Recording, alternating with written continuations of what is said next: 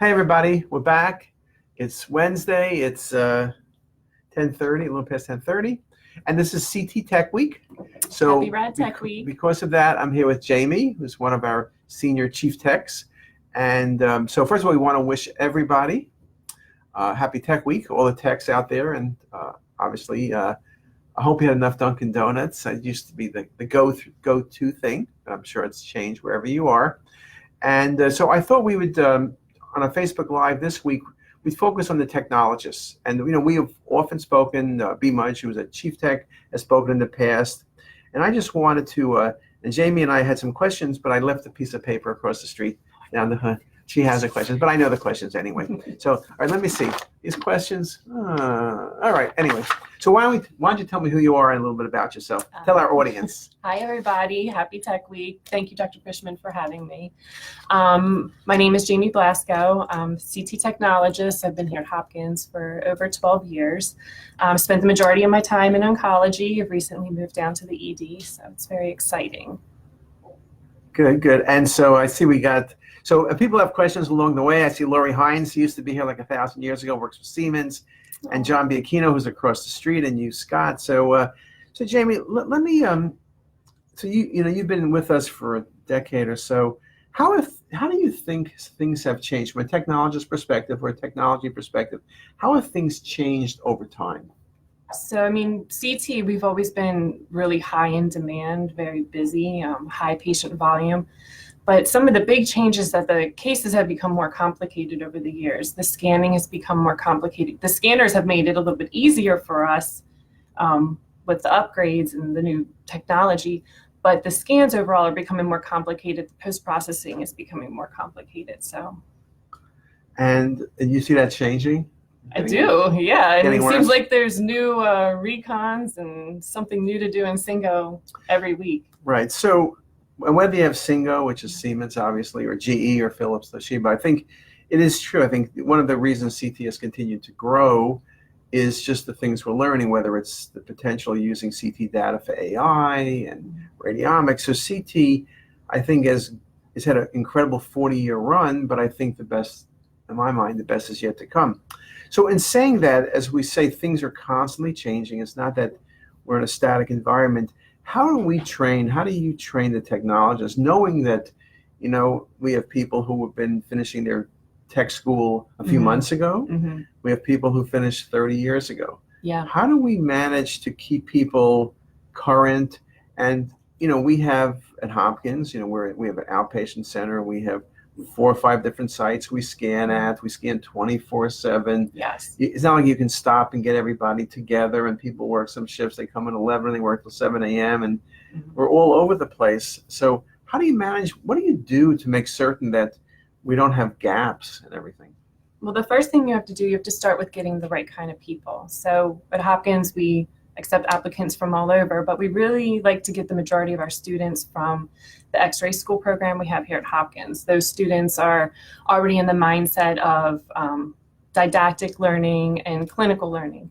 So starting with the right people is the first step. And the second step is going through the CT program. We have a 5-month program. It's didactic and clinical. The majority of the school is very hands-on, so the students spend the majority of the time in our hospital, in our departments, learning our protocols.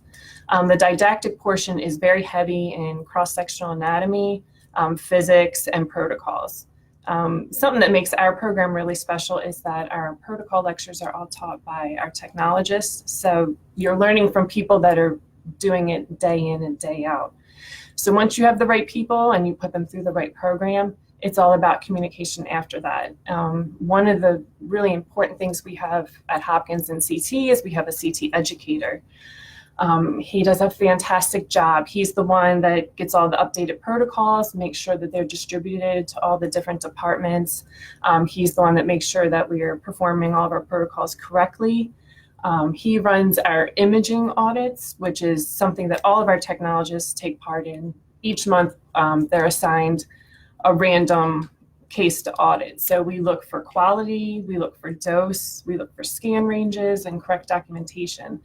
So the educator really kind of holds a lot of all of that together to make sure everybody's aware of all of our current changes. And he actually also helps to train with all the new protocols and post-processing.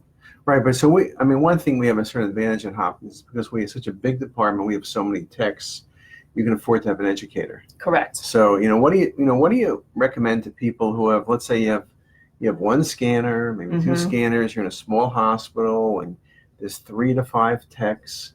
What do you need to do? Because I think we're almost spoiled, right, in some sense, because when you have 30 or 40 techs, you can afford to have an educator. The cost is spread around. Yes. People can't afford to have somebody just dedicated to that. So what do you recommend people do? I mean, I don't know how other hospitals are. We're lucky that we always have a radiologist right next to us. Right. You guys are always there for all of our questions. You come out and look at cases as we're doing them sometimes, and that's really helpful to us. So I would say communication between the radiologists, the technologists, and all of your support staff, anyone that's involved in the decision-making process. Right. And then how do what happens if someone isn't quite doing things correctly? What is, I know we're all perfect, but every once in a while someone's not perfect. How do you handle that? Let's say someone is, so we had this issue about people not doing the MIP reconstructions on run-up studies. Okay, it's nothing all that difficult. Just people sometimes, because although we do the 3Ds after and I do a lot of the stuff, it's good to have the MIPs right away so the clinicians have it immediately.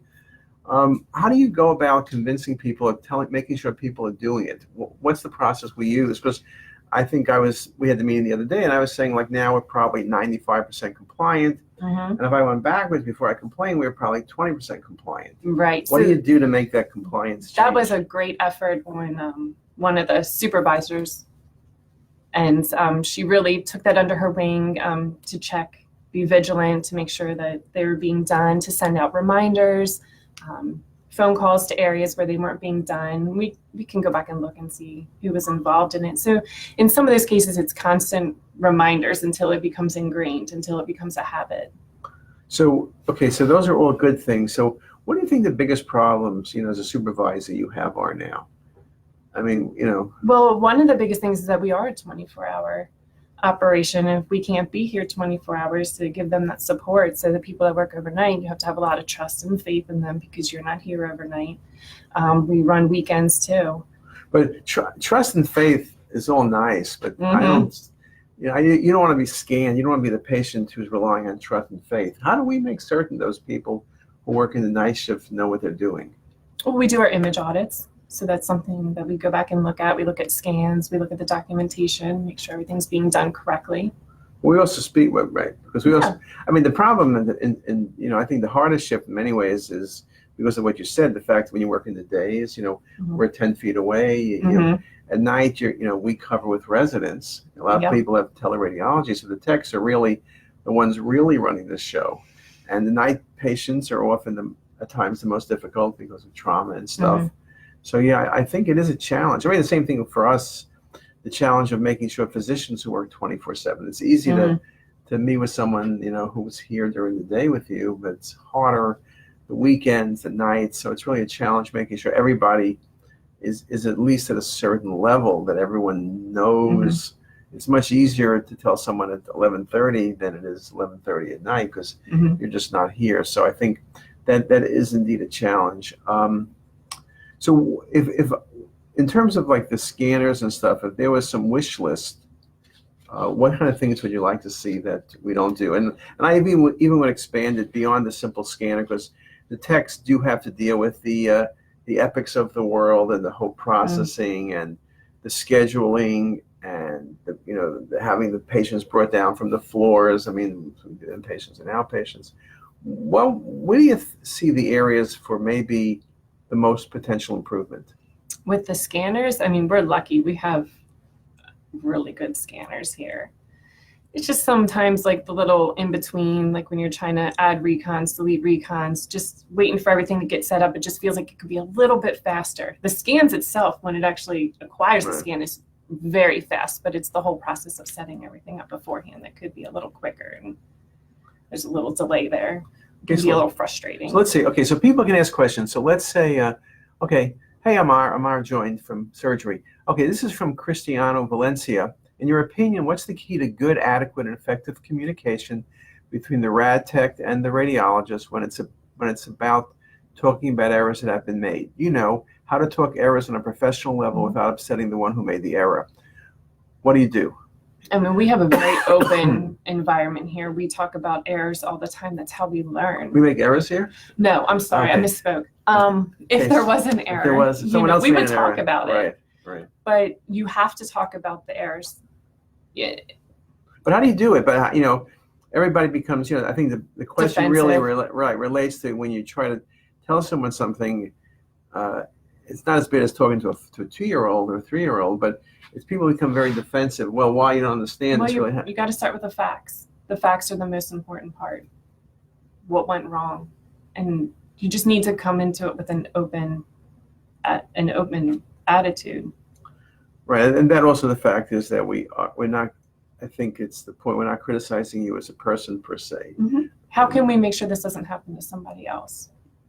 Right, and I know. I think we do the same. Like today is Wednesday. I do my missed case conference, which is also called interesting case conference, and we sometimes look at cases, things people missed. I mean, It's not like I say, "Hey, Susie, you missed this case." We look at difficult cases and why things are missed, and it's more that the point is, well, how do you prevent that from happening again? Yeah.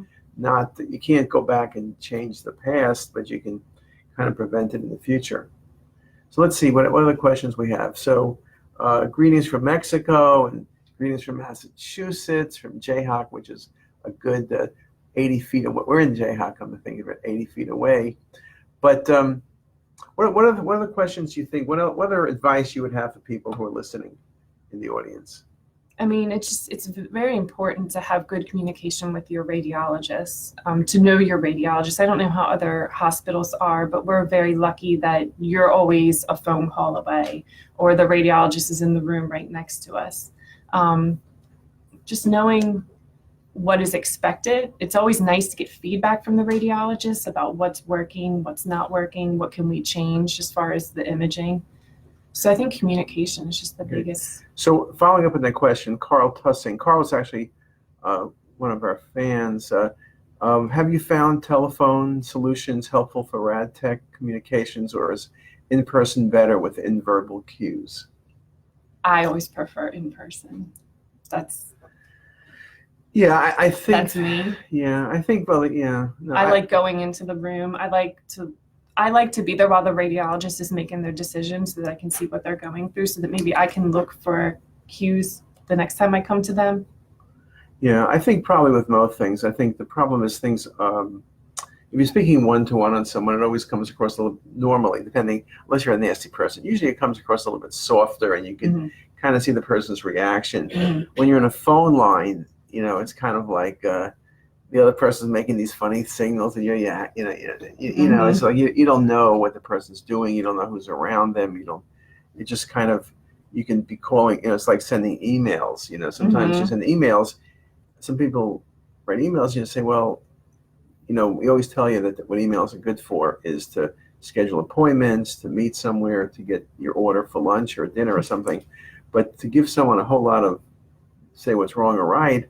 It comes across very poorly because you never know what the person's doing, how they read it. They look at it 1,000 times. I think people have said that if you want to do critical emails, if you were doing it, it would have to be like Mission Impossible, which you probably never watched. But the old TV shows, it would tell him something at the beginning of the show, and then the tape would self-destruct. So at least if you had the thing where if the person read it one time, it would disappear, rather than the person looking over and over at that email, and then perhaps sending an email to somebody else, and then something that's a small problem becomes a massive problem. And also, most of us who type emails, and I'm as good as anybody at this, you write very few words and you use letters, see, you, late, So often things come across maybe as, if you were trying to tell someone something critical, and you may not be as critical as it sounds. Yeah, so I think I would agree that the face-to-face, it's really hard to get around that. So let's see. What other questions? Oh, so that's Christiana. Christiana was from Germany. Okay, let's see. Here's from Rebecca. How do you deal with a radiologist that is really not friendly and makes you feel like you're always asking a dumb question? Okay. I don't think any question is a dumb question. And I'm sorry. Yeah, well, I think one of the things is what you try to deal with is the friendly radiologist, not the unfriendly radiologist. Go Usually, to the one further down the hall. Yeah. So Carl said, what about an IM video in your workstation? That if you can see the person kind of like we're doing it here, that might be okay. But I think there's always the security issues about doing, that's never that. It's not bad, but it's a little bit trickier to do. Let's see. John says, I have listened on the phone sometimes, but face to face, I can tell if the other person looks confused. Yeah, that's true also. And I would say when people talk on the phone, since people speak on the phone far more than they should normally, it's like reading emails. If I talk to you, and most of the time we're talking, we're both at 100% power. Mm-hmm. When you're talking on the phone, you may be at 20% power because you're talking on the phone, you're eating a sandwich, you're looking over there, you're watching this, you're watching that. It's the same reason we talk about CME, that when we're having a course actually next week. There's something, you can listen to things on CTisus, which I think are really good, but it's never the same thing as being in a meeting where you're sitting in a room with 100 other people and you're discussing. I think there's nothing that gets around the face-to-face, the human pressing the flesh thing of things. Now, and particularly with bad news, it's much easier to tell it in person than or you have to give someone, some criticism. It's easier in person. I think people feel like, particularly it's one-on-one, it's not in front of 1,000 people. So that part indeed works out very nicely. Okay, so we're kind of running out of time. If anyone has any more questions, we can take one more or so. But if not, any last words, Jaimie, for everyone for Tech Week? I just want to say happy Tech Week to everybody, and just let you know that I've been a tech here for the last 12 years. I'm still so happy to come in here every single day, and I'm proud to say that I work for CT at Johns Hopkins. Is it true that the Department of Radiology is having a raffle this week that every tech gets one ticket, and they're giving a Tesla, whoever gets it? I heard that. Is that true? I didn't get that ticket. You didn't get the ticket? They forgot to come by. I didn't hear that either. Okay. All right. Well, just so people don't walk away knowing you're not giving away Teslas. But, if you have a Tesla at Hopkins, the parking garage, they have like 6 spaces. Yeah, you can get in one of those. Yeah, really good spaces. I have a Toyota. Sometimes I park there and then I make believe I have an electrical car just because it's a good parking space, but that doesn't work. Anyway, we got a whole bunch more questions. This is from Amar, who's in surgery. Hopkins techs are the best. Thanks, Amar.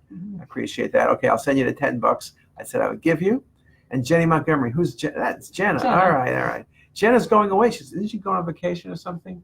I saw her yesterday. I gave her Jenna. Mainly, she comes when I need something from Jenna. All I have to do is bring a black and white cookie from New York, and then whatever you need, she'll we'll do for black and white cookie. Yeah. All right, and then for Raymond, first time listening, great information. Happy Rad Tech Week. So that's a good way to end this. Really, I need to comb my hair this morning. I was running late. It's a long story. But anyway, look at that. You can't spell party without the RT. I know. That's pretty cool. Yeah. And that was, Hannah did that. Okay, well, happy Rad Tech Week to everybody. And we'll see you back here next week. And again, next week we have we have our meeting in Las Vegas beginning next Thursday. So it's a good time to register online or in person. And we'll see you in Las Vegas. That's it for today. Thanks, Jaimie. Thank you. Back to work for all of us. Bye, guys. Bye.